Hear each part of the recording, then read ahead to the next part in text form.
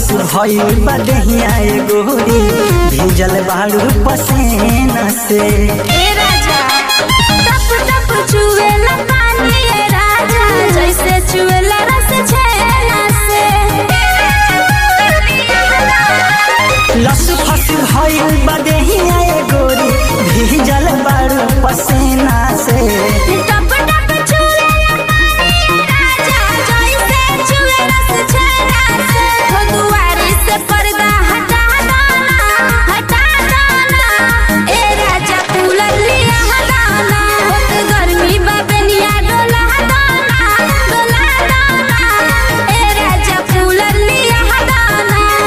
ए राजा cooler लिया